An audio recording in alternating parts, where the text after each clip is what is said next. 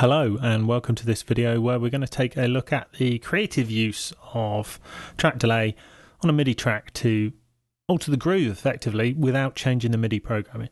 So it's a pretty quick setup. We've got three drum synths. They're the cassette 808s, which if you haven't got them, I would see if you can grab hold of them from Bedroom Producer's blog.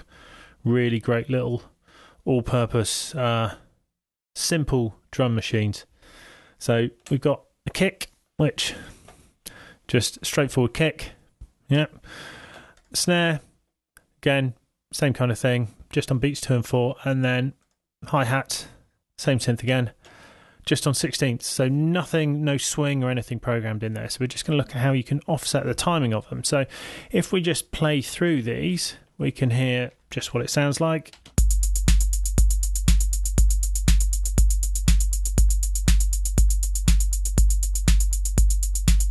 You get the idea, pretty mundane. Now, we can help push this forward, and what we're doing is just changing the time reference between different parts of the kit.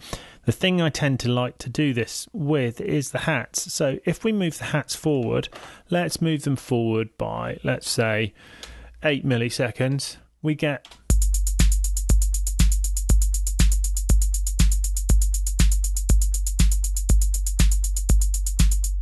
a pushed forward feel. It feels like it wants to speed up. If we do the opposite, let's move it later by, let's say, 12 milliseconds and feel how it feels like it's dragging.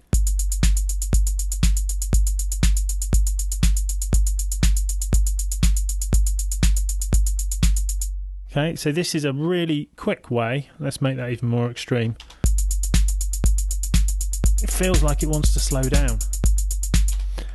Let's go too far the other way. 18 milliseconds in front.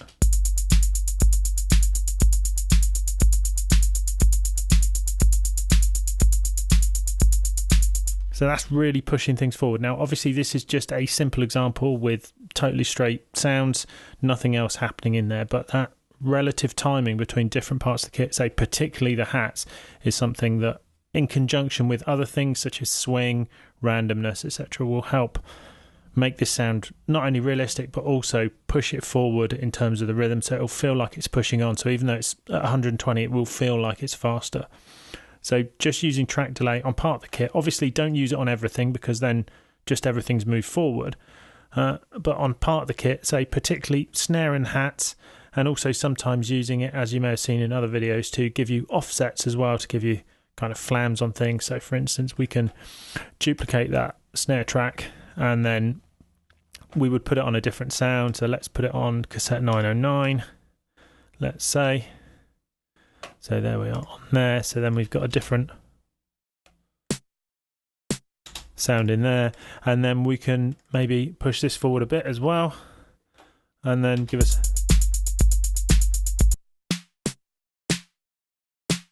Whereas without that,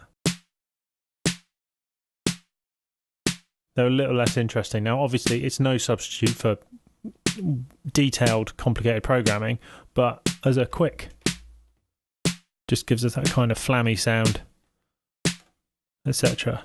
So track delay can be your friend with MIDI as well.